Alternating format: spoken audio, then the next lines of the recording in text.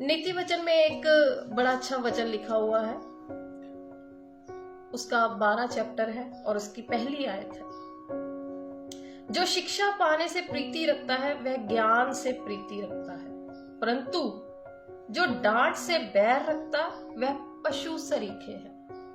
और पशु कभी भी स्वर्ग नहीं जाते हैं, और ये हमें पता है। प्रभु के इस वचन से हमें बड़ी बरकत और आशीष मिले, क्योंकि ये वचन पहले मेरे लिए फिर आप लोगों के लिए। एक्चुअल में ये जो वचन है हमें कई बातों के लिए डांट दे रहा है। हम क्या करते हैं, कई बार किसी के साथ हमारी अनबन हो जाती है, किसी पास्टर के साथ अनबन हो जाती है, या किसी मसीह भाई बहन से अनबन हो जाती है, तो हम कई बार चर्च जाना भी छोड़ देते हैं। कई बार हम पास्टर से बात करना भी छोड़ देते हैं। भाई पास्टर ने हमें क्यों रोक दिया इस बात से, पास्टर हमारी बात के साथ सहमत क्यों नहीं है। या फिर चर्च में किसी के साथ कोई अनबन हो गई आपकी, आप उसकी वजह से चर्च जाना छोड़ देते हो। तो ये सारी बातें ना आपकी जिंदगी में कौन कर रहा होता है, ये खैर आपको पता भी होता है कौन कर रहा है, लेकिन आप ज्यादा ध्यान नहीं देते हैं उसके ऊपर। एक्चुअल में जब हम कोई सही चीज ले रहे होते हैं तो शैतान को बड़ी प्रॉब्लम हो जाती है उसमें। जब हम असूलों पे चल रहे होते हैं, खुदावंद की शिक्षाओं पे बड़े सीरियस हो के उसको सुन रहे होते हैं, उस पर चलने के लिए हम अपना एक मन बना रहे होते हैं, तो शैतान को वो चीजें पसंद नहीं आती। तो वो कहीं ना कहीं से कुछ ना कुछ ऐसी गड़बड़ करता है कि आप उस मार्ग को किसी ना किसी तरीके से छोड़ दें, डिस्ट्रैक्ट हो जाए, या फिर पॉज कर दे उसको, और उतनी देर में वो जो है अपना तीर चला लेता है। तो हम क्या करते हैं, क्लेश में बढ़ते जाते हैं, और हम यही दिमाग में लगा के बैठे रहते हैं कि शायद खुदा को यही मंजूर है। ऐसा नहीं। बड़ी सारी चीजें हैं जो नीति वचन में इस वजह से हमें दी गई हैं कि हम अपनी जिंदगी में कैसे कॉमन सेंस को इस्तेमाल करके चल सकते हैं। जब हमारे सामने सारे पर्दे फाश है, जब हमारे सामने सारी सच्चाई है, उसके बावजूद भी हम भरमाए जाते हैं, उसके बावजूद भी हम अपने दिल में बैर रखते हैं। हम क्या करते हैं, हम वचन पढ़ना भी छोड़ देते हैं, हम चर्च जाना भी छोड़ देते हैं, वचन की बात करना भी छोड़ देते हैं, और अगर कोई मसीह भाई बहन गलती से मिल जाए तो उसको ही सुनाना शुरू कर देते हैं उल्टी। नहीं जी एदा जी एदा, मतलब आप अपने आप को राइट करने की कोशिश करते हो उस समय। नहीं, ऐसा नहीं है। बाइबल हमें कहती है कि दीन होना है, नम्र होना है, खास करके अपने लोगों के साथ। और अगर हम अपने ही लोगों के सामने अपने गुनाह नहीं कबूल कर सकते हैं तो फिर बाइबल का वचन हमें पढ़ने की जरूरत ही नहीं है, क्योंकि हमने मानना तो है ही नहीं। बाइबल का वचन कहता है कि एक दूसरे के सामने अपने पापों गुनाहों को मान लो, फिर कहता है कि एक दूसरे को क्षमा करो। तो अगर हम मानेंगे ही नहीं तो क्षमा तो बड़ी दूर की बात हो गई। चलो हमने तो क्या गुनाह माने, हम फिर पास्टरों के ऊपर ही हम उंगली उठाते हैं कि भाई पास्टर की गलती, यहाँ पे किसी और की गलती नहीं है।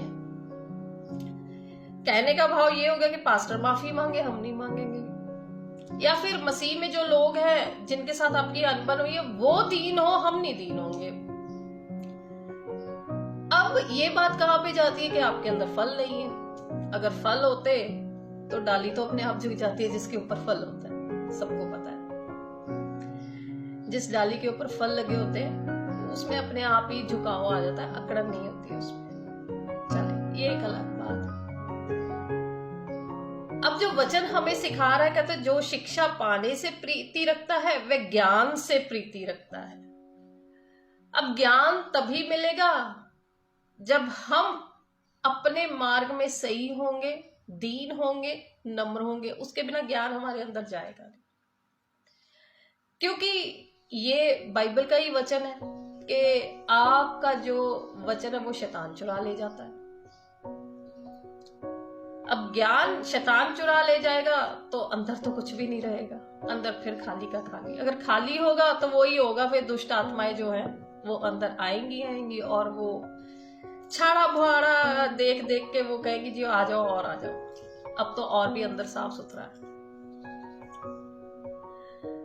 तो हमारा फर्ज क्या बनता है कि ज्ञान से प्रीति रखना। हमारे लिए और चीजें मैटर नहीं करती है, हमारे लिए किसी के साथ उठना बैठना इतना मैटर नहीं करता है, हमारे लिए खाना पीना इतना मैटर नहीं करता है, हमारे लिए दुनियावी बातें इतनी मैटर नहीं करती है, हमारे लिए हमारा गुस्सा भी मैटर नहीं करता है, हमारे लिए हमारा बैर, हमारी बातें नहीं मैटर करती है।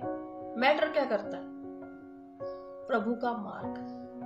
जो चीज आपके प्रभु के मार्ग के आड़े आ रही है उनको खत्म कर दो, उनको दूर कर दो, खुद ही कर दो, क्योंकि उसके लिए भी हमें ही कोशिश करनी पड़ेगी। अगर हम ऐसी चीजें अपनी जिंदगी में लेके आए हैं तो वो चीजों को दूर करने की भी अकल खुदा ने हमें दी है। नीति वचन पढ़ेंगे आपको वो अकल अपने आप आ जाएगी। नीति वचन पढ़ेंगे उसमें लिखा हुआ है कि शिक्षा पाए, पिता की डांट को सहें। अब पिता ऊपर से तो आके आपको कुछ डांटेगा नहीं ना, लेकिन आप जिसके ऊपर ज्यादा भरोसा करते हैं, जिसकी बातें ज्यादा सुनते हैं, जिसको आप ज्यादा फॉलो करते हैं, चाहे वो पास्टर हो, चाहे को मसीह में हो, कोई भी हो, चाहे वो आपके घर का ही कोई इंसान हो, आप उसी को ज्यादा, उसी की बातों को अपने दिल में रखते हो, उसी की बात ज्यादा सुनते हो, उसी का कहा ज्यादा मानते हो। और अगर उसने ही आपको डांटा है तो वैसे आगे पीछे चलो ठीक है जी, वो बहुत अच्छी बातें कर रहा है जी, आज उसने ये बात सिखाई है, बड़ा मजा आया जी, बड़ा अच्छी बातें की, बड़ा आनंद आया। लेकिन जिस दिन उसने डांटा उस दिन आनंद नहीं आया। उस दिन क्या हुआ? उस दिन नहीं जी हम चर्च जाने ही छोड़ देंगे, या हम बात करने ही छोड़ देंगे, फला मसीह भाई ने हमें ऐसे क्यों कह दिया, फला ने हमें ऐसा क्यों कर दिया। वो चीजें अपने आप खुद ब खुद आपके अंदर आ रही हैं, पर उनको टैकल करने के लिए भी नीति वचन में हमें सब कुछ दिया हुआ कि कॉमन सेंस से कैसे आपको चलना है। इन नीति वचनों को लेकर आप अपनी जिंदगी में कैसे कई प्रॉब्लम्स को जीरो कर सकते हो, जिनको आपने बहुत हाई कर रखा है, जो आपके और आपके पिता के बीच में दीवार बन रही है। उनको खत्म करने के लिए बाइबल के एक एक वचन के ऊपर ध्यान दिया करो, तभी आप इस मार्ग को क्रॉस कर पाओगे, वरना ये मार्ग बहुत ही मुश्किल है। ये मार्ग इतना आसान नहीं जितना आप सोच रहे हो कि भी 32वां ले लिया, चर्च चले गए, बातें कर ली, 4 बाइबल की नई बाइबल खरीद ली, हर 2 सालों बाद नई बाइबल ले लेते हैं जी, बड़ा मजा आता है चर्चे जाकर। इन बातों से कुछ भी सैल्वेशन नहीं है, कुछ भी। ये सिर्फ आपकी एक रूटीन है जो आप कर रहे हो। आपकी रूटीन में बहुत सारी चीजें ऐसी हैं जिसके साथ हमें सैल्वेशन नहीं मिलती है। चलो वो आपके एक मन का एक है, चलो ठीक है, लेकिन सैल्वेशन का एक ही रास्ता है, फल लेके आना। और जो पेड़ फल नहीं लेके आता वो छाटा जाता है और आग में झोंका जाता है। मैं नहीं कह रही, वचन कह रहा है। तो इन वचनों को अपनी जिंदगी में प्रैक्टिकल लेके आओ। जो आज अपने अपने पास्टरों से नाराज है या अपने अपने मसीह भाई बहनों से नाराज है, वो आज ही जाके संधि कर लो, क्योंकि खुदावंद का क्या कहता है कि एक वचन मैं मती में से पढ़ना चाहूंगी आप लोगों के लिए। आप लोगों ने पढ़ा भी है मती का, ये नॉर्मल है, ये कॉमन से वचन हैं जो मतलब हर एक चर्च में, हर एक कलीसिया में नॉर्मली पढ़े जाते हैं। कहता है कि जो अपने भाई को क्या है कि क्षमा कर, ऐसा ना हो कि वो तुझे मुद्दई को सौंपे और मुद्दई तेरे ऊपर नालिश करे। लिखा है मती में, लिखा है, मैं आप लोगों के लिए पढ़ देती हूँ एक बार इसको। मती उसका 5वां चैप्टर और उसके हम 22-23 आयत से अगर हम पढ़े तो वहां पे लिखा है, इसलिए यदि तू अपनी भेंट वेदी पर लाए और वहां तू स्मरण करे कि